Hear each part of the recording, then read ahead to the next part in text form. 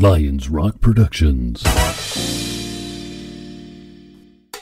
This is Jay Moore. This is Greg Cruz. This is Dan. This Stone. is Dexter from The This Offspring. is Nathan This East. is Sebastian Younger. This is David Labb. This is Stuart Copeland. This is Mick I'm Gillette. Krista This is Vernoff. Dr. Bob Greenberg. I'm Laird Hamilton. This is Rob Bell. Hey, this is John Leon Guerrero. Hey, I'm Mark Valley. Hey, and this is Pete A. Turner. Hi, this is Adam Kornman, author of When the Stars Fade and When the Skies Fall from California Cold Blood Books, and you are listening to Break It Down Show. And now, the Break It Down Show with John Leon Guerrero, Mark Valley, and Pete A. Turner. Not only are you listening to the Break It Down Show, but Adam Kornman and I are walking down the Santa Monica Pier. So we got the beach off our right shoulder. We're backpacked up, just like two Army guys would do. We're on patrol, so I may be like every now and then. Just know that we're out here looking at the beach. It's beautiful. The weather is great. And while a lot of you folks are socked in by a polar bomb or some kind of winter cyclone, we're shorts and t-shirts and having a good time. Yeah, there is something to be said about living on the West Coast. We just kind of skip the bad seasons. Yeah, we really didn't have winter this year. I mean, it's really a gorgeous day today, and it's February. So It's fantastic, not a cloud in the sky. I mean, now we're doing the weather report, but it's a good day for a ruck march. Yeah. You forgot your rucksack, though. That's my favorite kind of ruck march, the one where I don't have my ruck. Typical officer. So I want to ask you about this. This is topical. Donald Trump, the president of our great nation, wants to have a military parade. And we're not trying to get controversial, but you definitely express your feelings. I'll start with mine so you kind of get a gauge. As a guy that was in the parades a lot, it sucks. Like, I don't want to be there. And it's hours and hours and hours of waiting, and you got to take your turn to practice, and you're practicing stuff that you always practice, so you're more ready than anybody else. And it's like, who are we doing this for? Because if you're doing this to honor me, we did a change of command. You know, and it's a standard thing where, like, the outgoing officer's like, blather, blather, blather, and blather, and thank you, and blather, you know, super long time. But he starts the whole thing by saying, this is a great day for a parade, and it was raining and miserable cold in Germany. It's horrible. You know, and I guess a lot of folks don't know this, but change of command, the new guy coming in, basically his speech is this: thank you to you who came, you who came, you who came, you who came. Thanks everybody he says thank. And then he says, all orders stand. And then he's done. See, that's the perfect speech right there. Right. Uh-oh. Sorry. A little busy here on the prom. A little busy on the promenade here. Yeah, so that's the best speech. All orders stand. Like, ooh, that's short, but the guy outgoing gets to talk a lot. So what do you think about that whole parade thing?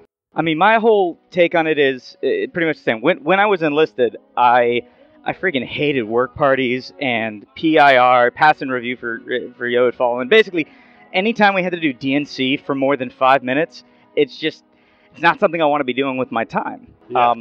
As an officer, coming out of that life, I tried to make my soldiers never stand around doing something stupid.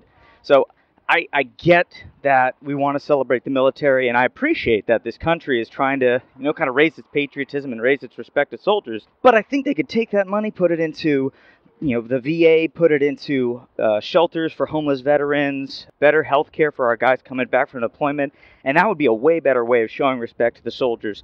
I think, we've got Secretary Mattis, I think, is a great advocate for soldier welfare. And I assume that any input he's putting in is going to be for the benefit of soldiers. I think there's right now too much pageantry that's going on around patriotism. And I'd like to see more action rather than just showmanship. Folks that don't think Donald Trump has done anything right can look squarely at the Mattis decision and know that that's a good one. And he's earned the benefit of the doubt. I'm positive you're right. He's taking and making the best of the situation that is ahead of him. Well, Secretary Mattis, I mean, I come from the Army side, not the Marine side, but even coming from the Army side, everybody respects him. He's got such a great reputation as an officer who's in the middle of everything, who's in the dirt with his soldiers. And now that he's Secretary of Defense, he's still carrying forward that same kind of mindset.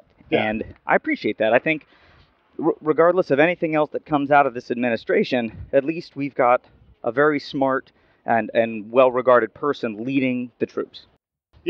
Yeah, for sure. And it shows in our approach maybe not the president's approach with tweeting and whatnot, but where we're at with North Korea and everything else is due in large part to his ability to handle multinational situations. Mhm. And, Absolutely. we may not like the boss, but you have to respect what General Mattis, Secretary Mattis has done, because he's you could not pick a better guy for that job. You really could. Absolutely. I think he's one of the probably going to go down in history as one of the finest generals we've had across every branch. Yeah, and why not have that guy run the military? You know? Yeah. Put a little chaos in it. Yeah, the whole parade thing, do totalitarian leaders do that? Sure.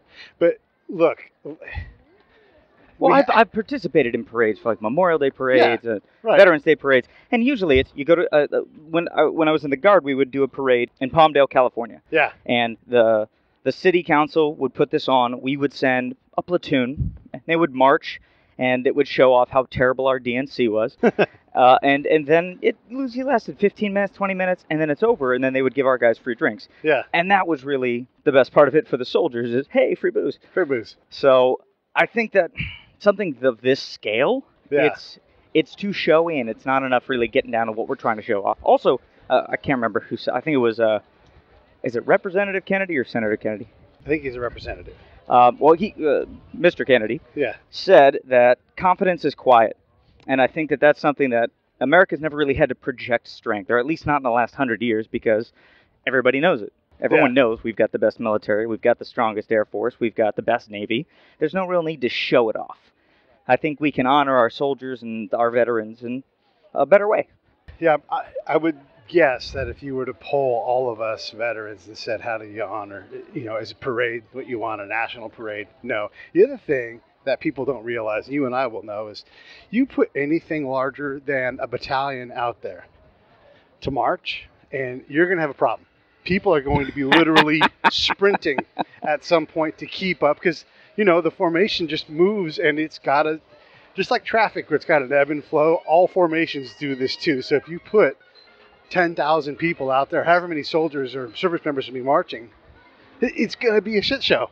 Well, that's one thing about third world countries and dictatorships is they don't give those guys free time or lives. It's only train, drill, drill, drill. And the fear of failure in front of the dear leader is what keeps them so, lockstep in line. Yeah. Whereas in America, we don't have that for the better of our country. So, yeah, our drill and ceremony is not as sharp, but we'll still get shit done. Yeah.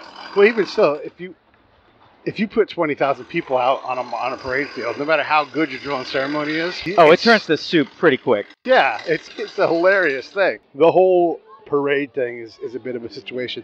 And then I wanted to accentuate one of the points you talked about. We do sort of an international, global level parade. We do project force, and what we do is when North Korea gets dodgy, you send a carrier group over, put 2 carrier groups on Warno, which is a warning order audience.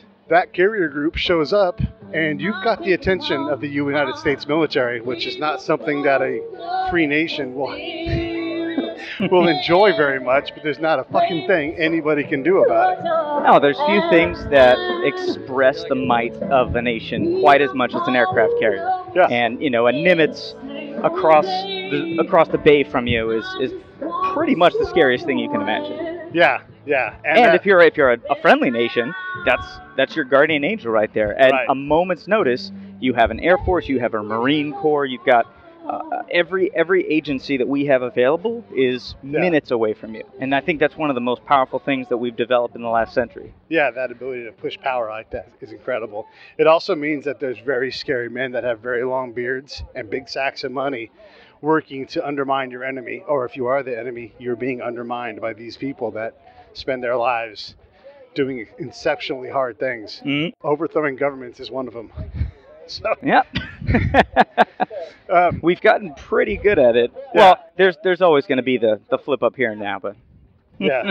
I put our special forces up against anyone else. For sure, for sure. But this show isn't necessarily just a military show. You, despite being a military person, an enlisted guy, an officer, you've also become a screenwriter, and you're here in the Southern California area living that life. So talk to me a little bit about what you're doing, and then we'll probably get into the transition between the two. Well, since I moved out to Los Angeles, I have been focusing on screenwriting and novel writing. I've got 2 books that have been published. Second book just published last month. When the Skies Fall, it's the second book in the Grey Wars saga. It's military sci-fi in the vein of Orson Scott Card or Highland, your Starship Troopers kind of thing. A lot of aliens, a lot of explosions. It's pretty fun. And I worked on that when I got out here. I joined a production company called Go Go Guppies and have written 5 short films, produced 5 short films.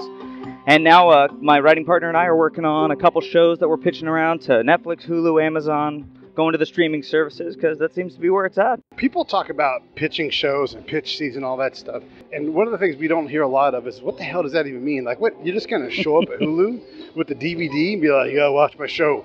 Like, no shit. How do you do this? How do you get to the point where they'll listen to you for 5 minutes? Well, what I found is that nobody's story is going to be the same. You ask one person, hey, how'd you get your show in front of these people? And they're going to say, oh, well, I knew this guy, and he took my demo, and then it went with it. You ask this person, it's, oh, I sent in 1 million mailers, and somebody wrote me back. With us, we have a friend who has a friend who has a friend who has a friend who works at some of these agencies, and at some gathering, some networking event, they were just like, hey, yeah, we're working on these projects, and our friend mentioned in passing, oh, well, I've got 2 screenwriter buddies who are working on this show or that show or this idea. And so the network executive really enjoyed the idea of it. I mean, it was just an elevator pitch that our friend had given. And so they contacted us and said, hey, can you put together a one-sheet? One-sheet is basically, what's the log line? What's your general idea of the show? Like, what's your audience makeup going to be? And give us a synopsis. What is this freaking show? That's a question you'll hear a lot in the industry is, what is the show? Right. And basically, it's if you had to sum up in 30 seconds or 2-3 sentences, describe this television show. What's it like week to week? What am I going to be watching? What am I tuning in for? It's very hard to do, but you get better at it. And we pitched to Netflix a couple shows. They passed on a few, and then they said, hey, this one's not bad. Why don't you keep running with it? So you go to Netflix, you have a whole conversation with a number of shows, like we have this idea, and then they kind of shop and say, oh yeah, let's put some development into that. Is that how that? Yeah, pretty much. I mean, and again, every time it happens, it'll happen a little bit differently. When we were pitching to, we got to pitch to Guillermo del Toro. Oh, nice. Not to him directly, but through assistants, through his people. And basically, it came down to, hey, throw ideas at us, and we'll let you know if he's interested. And so we just sent over idea after idea. He would say, man, not this one. Ooh, that one's good. Develop that one a little bit more. And you keep trying. The best thing you can do in this industry, and really any industry, is keep trying. Don't stop because you got a little bit too much pushback on this, or don't stop because you're getting rejection. That's just going to happen. You have to keep going. Yeah. And have you guys sold any of your ideas where someone's giving you money to develop, or? We have sold one idea, which I probably can't talk about too much, but sure, one of those things. But we have sold one idea, and what's nice is once you sell one, more things start happening. So my buddy has a whole bunch of scripts that he wrote solo, so we're kind of driving through that right now while I'm focused on the book. And then we've got plans to do a feature just with my independent production company this year. So that'll be probably a summer thing. That should be pretty fun. So in terms of getting a story sold, give us an idea. You don't got to talk particulars about your thing, but just give us like a feel for what does it mean. So you know someone who knows someone who knows someone who knows someone who knows someone who gets you in front of someone, and then they listen either via email or at a pitch meeting, and they say, you know what, we like this idea. We want to work with you on that. What is that? I mean, that doesn't like, oh, I get to quit my job and go move to the hills. I mean, that means now the work is beginning, but there's a little bit of money. Is the money enough that you can just focus on that one idea, or is it like, no, but we want to incent you to keep going with this? Not right away. That's something that, I mean, some people hit it out of the park. Some people write a feature, a feature-length movie. They sell it for $2 million, and then it's like, okay, I can quit my job and focus on writing full-time. But most people, you're going to sell a script for between $20,000 and $80,000 if it's a TV or a movie. So you have to be prepared to keep your day job, keep working in the off hours, and get something else to produce. Because every time you bring something to an agent, to an executive, to whomever, the first question out of their mouth is going to be, so what else you got? So you have to have a deep portfolio, a deep bench of stuff to be putting out in front of them. What does that mean, though? What's a deep portfolio? Like when you say, so I don't have any portfolio, right? I've got some ideas in my head, and you were like, dude, you can't go pitch with that. When I come to you and say, I've got X, and this much is written of it, what is that equation, do you think? I would say if you're calling yourself a screenwriter and you want to be writing television, you need to have, I'd say 2 to 3 good pilots, polished pilots done, ready to go. And by pilots, these are original ideas. They can't be speculative. Like you can't take a Star Trek episode and make a pilot out of it. You have to write something new, which is very hard, but that's the kind of career you're getting into, so you got to work at it. So if you can come into a meeting with 2 to 3 of those, you're definitely set up for success. Not guaranteed it's going to happen, but it definitely is a better pitch chance. With confidence that you're not going to get laughed out of the room in terms of you were not ready at all. Exactly. Now, one thing you did mention, I want to qualify. It's not just about who you know, because I know nobody, but right. I know people who know people who know people who know people who know people. It's a different kind of story. But even if you don't know anybody, there are a lot of different avenues to get into the industry these days. And one of the biggest ones is these fellowship groups that studios are putting out. The NBC, Writers on the Verge, the Fox Writing Workshops, the CBS Management Track. I mean, every studio has a different fellowship that you apply for just by sending in a script.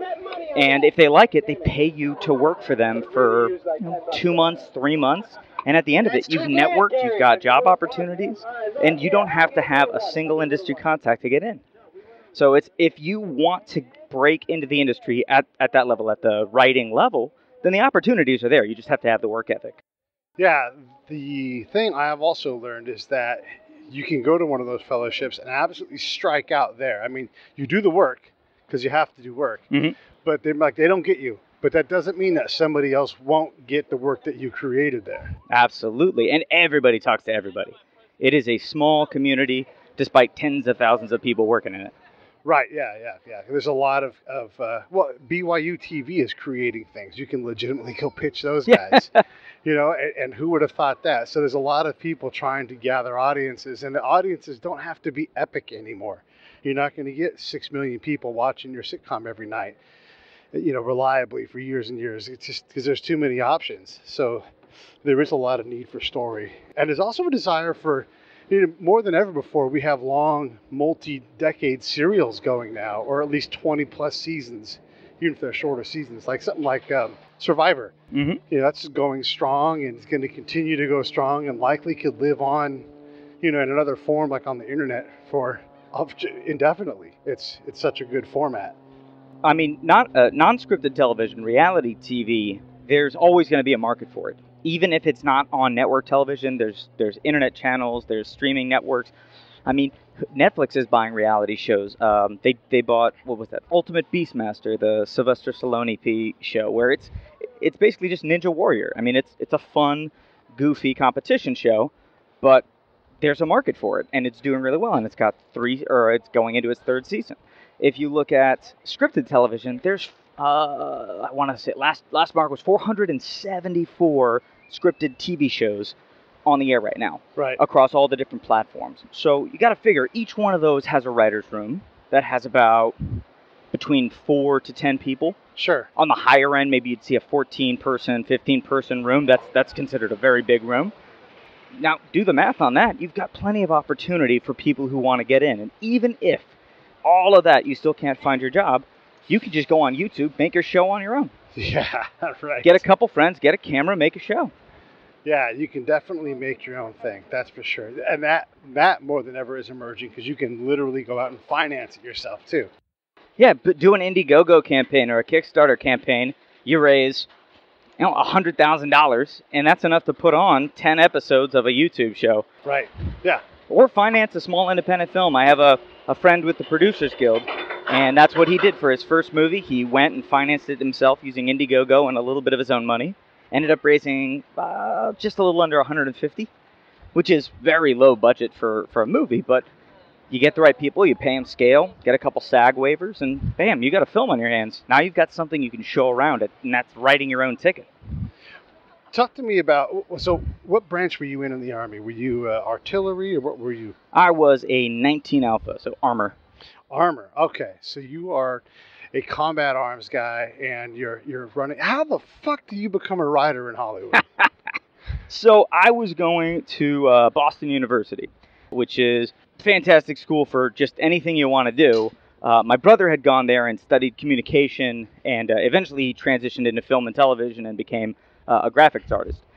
I got interested in some of the work he was doing, so while I was at BU, I took a couple of communication classes just to see if that's something that interested me. Turns out it did. So while I was studying at BU, I also got the bug and I wanted to sign up for the military. So National Guard comes in and says, hey, we'll pay for your college. All you got to do is sign up. I'm like, well, hey, that's a good deal. It's a pretty expensive school.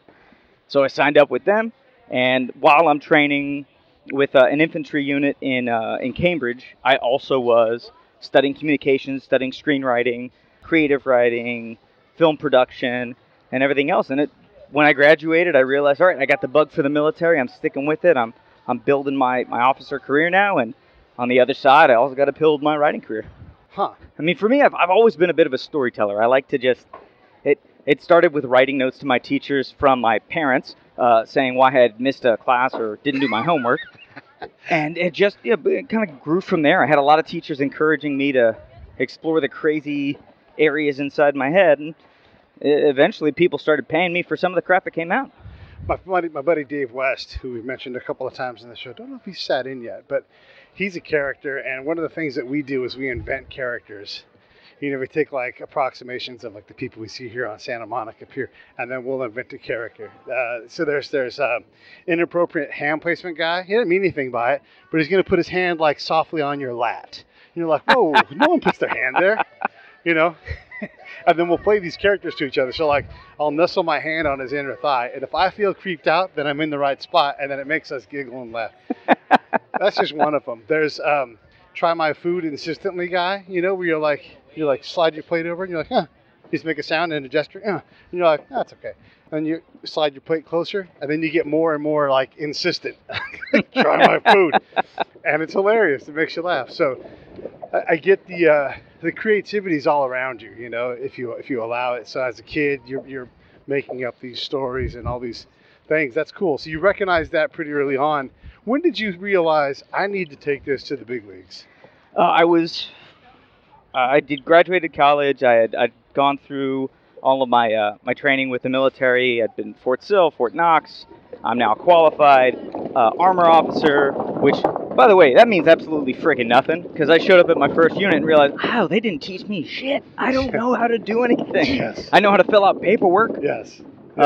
So I get to my unit, and I'm training with them, and they're like, hey, we're actually going to be transitioning. We're going to be a striker unit now. I'm like, I really wanted to be a tank unit. And then I call up my brother, and I'm just talking to him, and he's like, hey, so what are you still doing in Boston? I'm like, oh, you know, it's where I figure my unit's at. I'll find something here. And he's like, no, man, you want to be a writer, you got to get out to California. There's nothing for you in Boston if that's the career that you want to set out for. And you just spent a shit ton of money in college putting this together. You should at least take the shot. So I contact the branch manager for Armor, and it's like, hey, do you have anything open in California? And he goes, you know what? They just contacted us. They need a tank officer to be a platoon leader in a tank unit. I'm like, well, hell, that sounds like a pretty good time. Why don't we do that? And they ended up transferring me out to Palmdale, California, with Charlie Company of the 185. And at the same time, my buddy was moving out here to be an NBC page. Just perfect timing for us. So you guys moved in together and started your Hollywood venture. The Hollywood career. You know, it starts out just like any dream, with him working as a page, me working at a Best Buy. You know, it's like any good story. Yeah, well, that's where those stories. By the way, we're walking up a hill right now, so it's a good part of the Rock March. Hey, you know what? This is PT for the day, Hua. Yeah, Hua, Roger, 185, Delta Rock. Yeah, so a tank officer. Let me ask you about tanks for a minute. Oh, hell yeah. You've read my most recent posting about the modern combat soldier and what they need. What are your thoughts? So I absolutely agree. I think one of the biggest challenges that we have in our contemporary operating environment, or CO for you acronym lovers, is that we're not really focusing on the cultural issue. The fact that what we are doing is creating a deep instability in a host nation, and then kind of ducking and running. And it's not the fault of the soldiers. It's not really the fault of the strategic commanders. No. It's that this is a new kind of war. I mean, you look back at 1940s, 1960s, 1970s. Not that war, right? It's a different style. We're not fighting people in uniform. There's no non-combat zones. Yeah. So you have to have a different strategy to win. Yeah. And I think that one of the biggest things, and I agree a lot with what you're writing, is creating stability by empowering the on-the-ground leaders from the host nation. That's absolutely true. Have you ever seen a host nation leader's plan that a military unit was behind and not driving through? Nope. Never, right? Not even once. Yeah. Which is crazy when you think, like, we're going to build capacity. Well, what's their fucking plan? There's a thing for the listeners. There's a thing where every quarter you get together as a military unit in Afghanistan and you assess your strategic advancement. And you measure against, like, what are the hospitals like? What's rule of law like? Female empowerment, all these different initiatives. How are we doing? And every time, Adam, I go, there's no Afghans in this room. And they go, yeah, this meeting's classified. But these are our partners. You're assessing their shit. It's their freaking country. Yeah. And you're assessing them by saying, this doesn't exist and that's going to be okay. Check it, mark it a go. Like, that's not a go, it's a no-go. Be honest. There's no hospital here. Or the hospital you built isn't consumed. Like, why aren't there Afghans? And this is, again, is not to say anybody is bad. It's just this shit's hard, especially when nobody's trained to do this. Because I promise, if you go through NTC or JRTC, any of the TCs, the training centers, you're going to focus on platoon moving as a tank, attacking things, because that's what you have to do. You're going to fight other tanks. When was the last significant tank-on-tank battle where it wasn't just us coming up and fucking up the Iraqis? Shit. Korea? Yeah. Right? Where the end was in doubt. You guys could not train for 5 years, go take on nearly any tank battalion in the world, and still dominate. Maybe the Russians would give you a run for the money, but for right now, we're not fighting the Russians. No, I mean, that's the thing, is I feel right now super confident in my tank gunnery. And it's been a few years since I've been on a tank. Like, I could hop in, command a crew, and well, nowadays I'd probably have to just qual after, a couple no-goes. But I used to be first time go, get this shit done. But I don't think I was nearly as confident using a terp to communicate with a chief or a sheik or anything like that, because we didn't train that. Now, at Fort Knox, they did start bringing in some of that cultural training into our sticks lane. So we would go out with actual interpreters. They brought over Iraqi nationals and who had emigrated to the United States, and they would pay them to be actors in villages and make it more authentic, which really helped out. I mean, that's something that the Army needs to focus on, is what is it like in a host nation to be breaking up somebody's village, and how do you do that in a way that not only do you still accomplish your mission, stay safe, but you also win over that nation. When you talk about going to NTC or whatever and taking your platoon out and qualifying, there's a task, condition, and standard. This episode of the Break It Down Show is brought to you by Lions Rock Productions. That's us. We publish, evaluate, and develop podcasts just like this one, consult others to build their own, and create associated content and content marketing strategies. So if you're launching or expanding your social media presence, your business, or your personal brand, or if you just want to take your media presence to the next level, reach out to us on Twitter at Pete A. Turner or at JohnLG69. at the Break It Down Show. There's 1,000 ways to get a hold of us. Now enjoy the show. There's a standard to get to train to get a first time go. A series of tasks. As much as we want to create this real-like environment, that same level of detail is not there, though, right? For interpreter operations. Oh, absolutely not. Yeah. And that was actually one of the biggest frustrations for me when we were going through that training, because the very first person we talked to said, look, your interpreter may be working for you, maybe working for the other guys. You got to keep them on a short leash. If you don't like what they're saying, you got to get rid of them. And the next person I talked to was like, no, they're like your brother. You got to take care of them. You got to look out for them. And there was so much of this back. They hadn't had any time to really develop the TTPs for what was the relationship supposed to be like with your interpreter. How were you supposed to treat them? How were you supposed to protect them? Right. And nowadays, yes, we look back on it and we're like, Of course, you've got to protect them. They're putting their lives at risk. They're putting their families at risk by helping out the coalition forces. Right. Why did it take us so long to disseminate that information? Why is there no task condition and stand? Right. Why is there no table leading up to that kind of a training? When I went through counterinsurgency training, one of the many times, it was constantly different. And I was like, wow, this is really confusing as I was trying to learn. And then I learned it by doing it. And I learned a couple things. One thing is it's not important that we win the hearts and minds. It's that the government and the local people that we're trying to empower, that they win the hearts and minds. It really doesn't matter if anybody likes the Americans or not. What matters is that someone says rule of law is important to us in this village, and you convince them.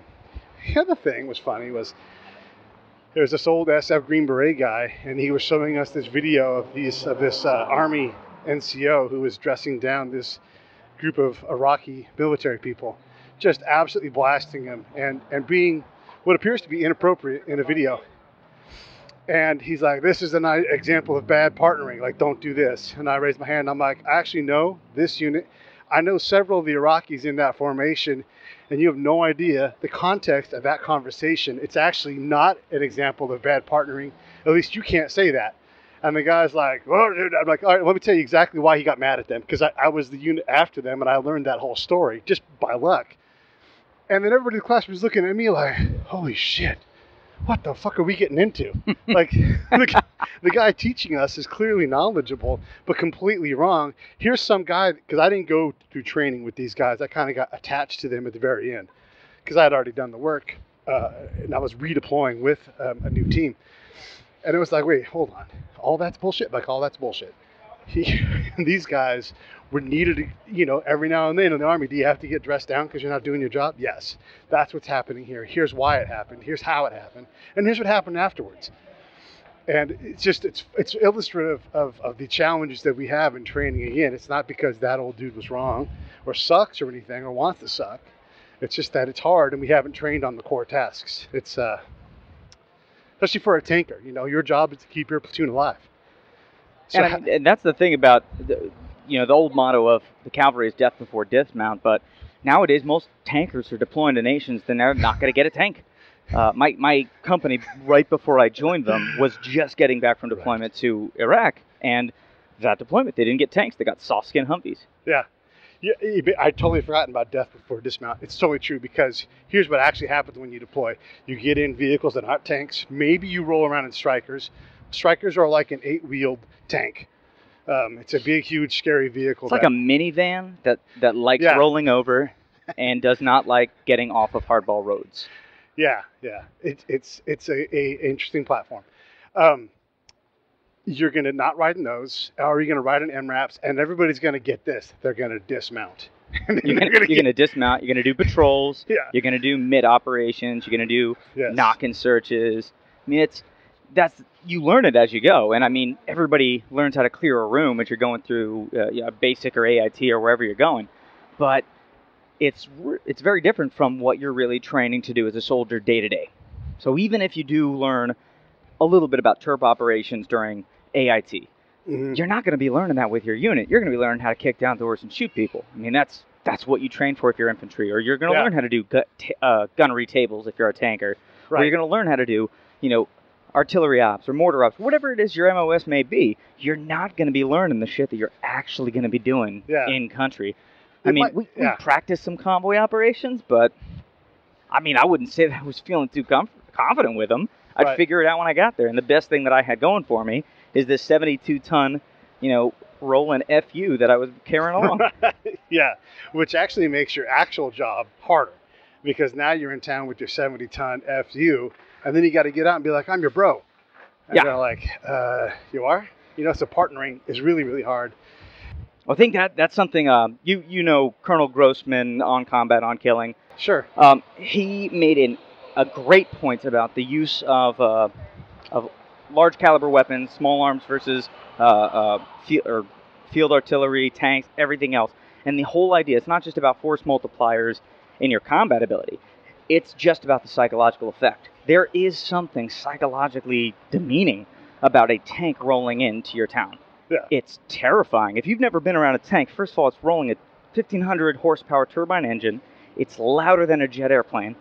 and it looks like it's meant to kill you because it's meant to kill you. It'll drive over your house, Like especially if it's made out of dirt. We will break things without trying. We will knock over your house because we parked too close. Like, these things are not meant to make friends. So That's right.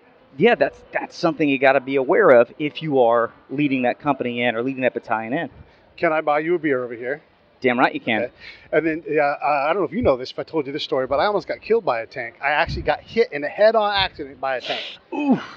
We were on BIOP, which is the Baghdad International Airport for the listeners. There's a ring that goes around the whole thing. It's late at night. We're driving out to part of the airport to fly out the next day. Like, this is our last ride on the main Baghdad camp. And we're driving along, and we see a car coming towards us. It's clearly a tank because you tell by the headlight, and it's way off in the distance. And one headlight's out, so we're like, turns out the headlight that was out was the driver's side, not the passenger side, like we thought. So the tank was taking up, and this is on a hunk of desert. So there's blacktop and there's desert. That's really hard.